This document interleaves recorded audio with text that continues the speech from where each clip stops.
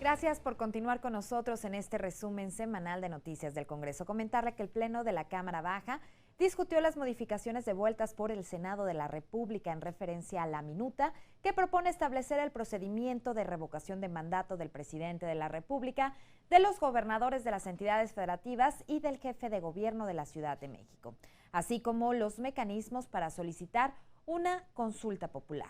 En la exposición de motivos, la presidenta de la Comisión Dictaminadora, Miroslava Carrillo, manifestó lo siguiente. El proyecto de decreto que hoy se presenta tiene como propósito fortalecer los mecanismos de participación ciudadana en nuestro país, tales como la consulta popular y la revocación de mandato, dos conceptos que permiten un mejor ejercicio del poder político y dan certidumbre a los juicios sobre el destino de las instituciones del Estado mexicano. El dictamen por el que se reforman y adicionan diversas disposiciones de la Constitución Política de los Estados Unidos Mexicanos en materia de consulta popular y revocación de mandato fue avalado en lo general y en lo particular con 356 votos a favor y 84 en contra, en tanto que se trata de una reforma constitucional. La votación, como usted sabe, cumplió la mayoría calificada requerida y fue turnada a los municipios estatales para sus efectos constitucionales. Ante ello, pues bueno, diputadas y diputados de la Comisión de Presupuesto y Cuenta Pública se reunieron con la subsecretaria de Egresos de la Secretaría de Hacienda y Crédito Público, la ciudadana Victoria Rodríguez Ceja, quien expuso ante los legisladores el impacto proyectado del presupuesto de egresos para el ejercicio fiscal de 2020. Señalando que para el ejercicio fiscal 2020 se propone un gasto neto total de 6.096.000 millones de pesos, lo que representa una variación real positiva de 0.8% respecto al monto aprobado para el ejercicio fiscal 2019. En cuanto a su composición, se propone destinar a gasto programable 4.395.000 millones de pesos, lo que representa el 72.1% del gasto neto total. La funcionaria explicó que se consideran recursos por 41.256 millones de pesos para la construcción de la nueva refinería Dos Bocas en Paraíso, Tabasco. En tanto, a la Comisión Federal de Electricidad se destinarán 456.000 millones de pesos. Que para las funciones comprendidas en la finalidad desarrollo social, el gasto propuesto se incrementa en 2.8% en términos reales respecto al aprobado en 2019, cuya participación abarca el 63.6% del total del gasto programable en el proyecto remitido a esta Cámara. Y bueno, también en la Cámara de Diputados se inauguró un foro regional de análisis del presupuesto de egresos de la Federación para el ejercicio fiscal del próximo año, de 2020, en materia de pueblos indígenas y afromexicanos, en el que legisladoras, legisladores y especialistas pugnaron por incrementar los recursos para este sector. Por ello, sostenemos que hacer justicia a los pueblos originarios de nuestro país significa diseñar un presupuesto con perspectiva de derechos humanos, es decir, un presupuesto que impulse acciones tangibles a favor de los pueblos indígenas y ahora también afromexicanos reconocidos en el apartado C del artículo 2. El próximo presupuesto de egresos de la Federación deberá prever los recursos necesarios para atender tanto a los pueblos indígenas como a los pueblos afromexicanos. Aunado a lo anterior, se debe profundizar sobre el tema de la pacificación y reconciliación. Integrantes del INE acudieron a la Cámara de Diputados a presentar su propuesta de presupuesto para el próximo año, para 2020. Ahí destacaron la importancia del instituto para la democracia del país. El consejero presidente del INE, Lorenzo Córdoba, acudió a la Cámara de Diputados para presentar el anteproyecto de presupuesto 2020 por 12.493.3 millones de pesos para el órgano electoral. Recordó a los legisladores que el INE no es un instituto que solamente organice elecciones. El INE, me importa subrayarlo, no es una institución creada exclusivamente para las elecciones. Quien piense eso o se equivoca o no entiende lo que es el Instituto Nacional Electoral. Confiamos finalmente, y gracias por el tiempo, en que las diputadas y los diputados serán sensibles a la necesidad presupuestal planteada hoy por el INE para que las elecciones sigan siendo base de la estabilidad política y de la gobernabilidad en clave democrática. La presidenta de la Comisión de Gobernación cuestionó al consejero presidente sobre los riesgos de recortar el presupuesto. El INE está solicitando 12.493 millones, la propuesta de la Federación es de 6.000, es un recorte del 50%. En este esquema de quedar el presupuesto como está, ¿qué rubros tendríamos que reducir?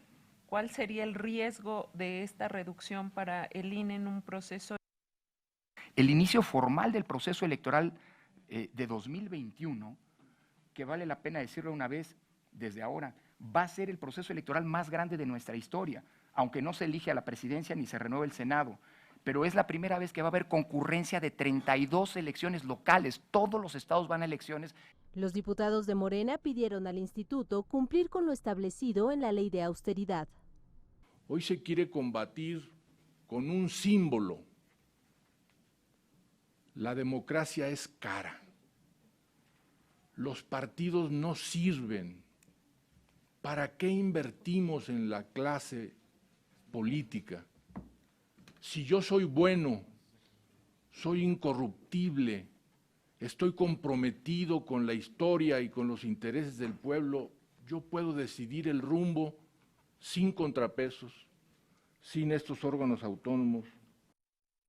Nosotros creemos que si se revisa a detalle y con un enfoque de austeridad republicana, podría el INE hacer una propuesta más austera y funcional, de modo tal que no se vean afectados los programas como el voto de los mexicanos en el extranjero. Y que los altos funcionarios del instituto, los mandos medios y superiores, que son 119, obtengan más en conjunto de 400 millones de pesos. El vocal de una junta local gana 2 veces lo que gana un diputado federal. El consejero señaló que nadie está en contra de las políticas de austeridad. Recordó que ninguna institución electoral en el mundo tiene facultades de monitoreo e incluso de fiscalización, como sí los tiene el INE. Señaló que tan solo para la expedición de credenciales y actualización del padrón electoral necesita un monto por 3.685 millones y por fiscalización 673 millones. Nadie está en contra de políticas de austeridad. Creo que en el INE fuimos los primeros. Nunca el Instituto Nacional Electoral ha vulnerado una norma, nunca ha vulnerado una disposición normativa vigente. Y eso lo digo con toda claridad. Y con toda la disposición de seguir viendo en dónde se pueden generar economías. Informó para Noticias del Congreso Isabel Uribe. La Comisión de Presupuesto también recibió a la comisionada presidenta de la COFECE, Alejandra Palacios Prieto. Este encuentro se enmarca, por supuesto, en la discusión del presupuesto de egresos para el ejercicio fiscal del próximo año de 2020, que deberá quedar aprobado, como usted sabe, a más tardar el próximo día 15 de noviembre. El presupuesto efectivamente es de 582 millones. La obligación de la comisión es devolver al final del año lo que no usa. Normalmente, y digamos esto se puede ver para atrás, hemos regresado alrededor del 2-3% del presupuesto total que se nos da. La cifra que tiene no está actualizada, es decir, ya hemos ejercido este año más de 319 millones de pesos.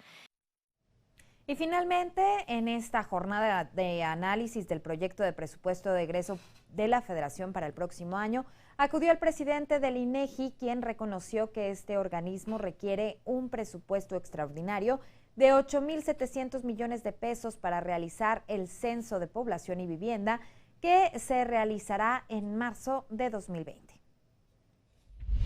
Este plan de trabajo y este respaldo presupuestal pues nos va a permitir llevar a cabo todos los programas regulares y toda la ronda censal, en particular el censo, población y vivienda, de tal manera que continuemos ofreciendo al Estado mexicano, a la sociedad, pues una información que sea de calidad, pertinente, veraz y oportuna.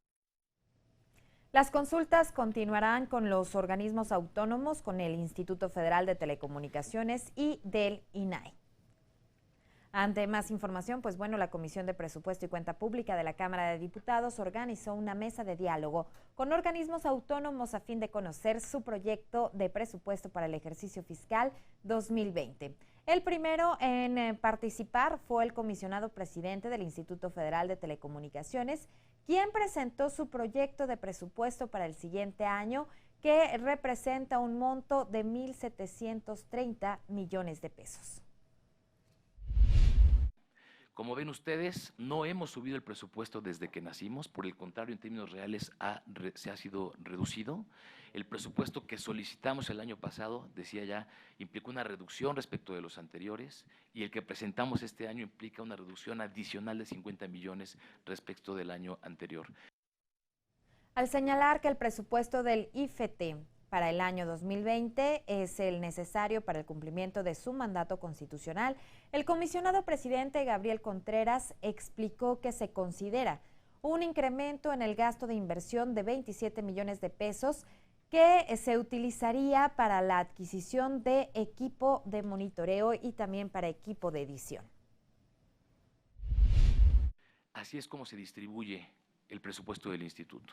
La gran mayoría en el pago de nuestras obligaciones patronales. Es la parte que está en verde. Sistemas informáticos, estudios y asesorías que ya señalaba, tiene que ver con lo que señalé antes, entre ellos lo del INEGI, servicios generales, arrendamientos, las instalaciones donde está nuestro personal, campañas de comunicación social con un presupuesto menor, también ajustado. Y bueno, al regreso, legisladores se pronuncian por un ataque armado que sufrió una familia en los límites de Chihuahua y de Sonora. Regresamos con toda la información.